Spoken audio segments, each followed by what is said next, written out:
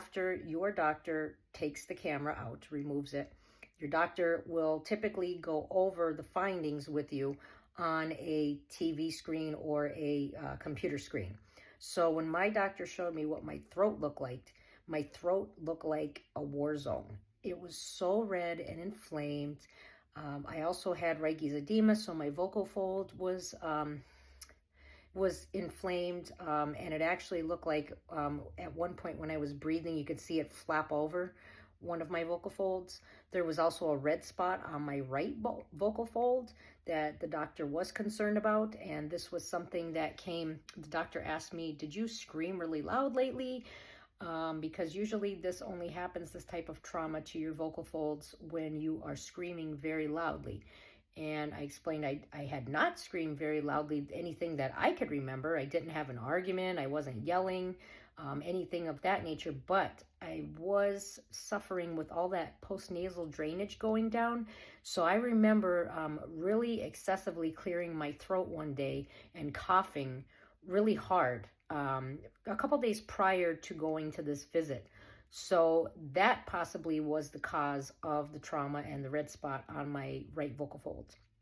So the doctor said we were going to keep an eye on it, because even though my throat, as inflamed as it looked, it wasn't concerning for a cancer at this time, but he was going to keep an eye on that red spot, because that could be something troublesome in the future if it did not go away.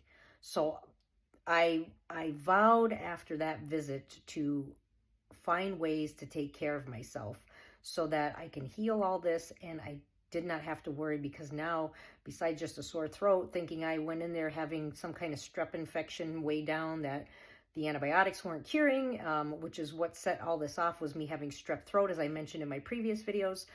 I was very worried about this now. He told me not to worry, but it's very hard when someone tells you that they may perform a throat biopsy the next visit if the red spot doesn't go away, not to worry. So after the doctor was done speaking with me about my diagnosis, the doctor said he wanted me to take 40 milligrams of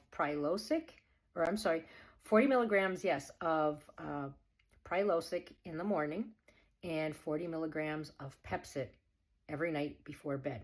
This was daily. And when I heard 40 milligrams, I didn't know much about antacid medicines, but I just said, geez, that's an awful lot. That's kind of scary.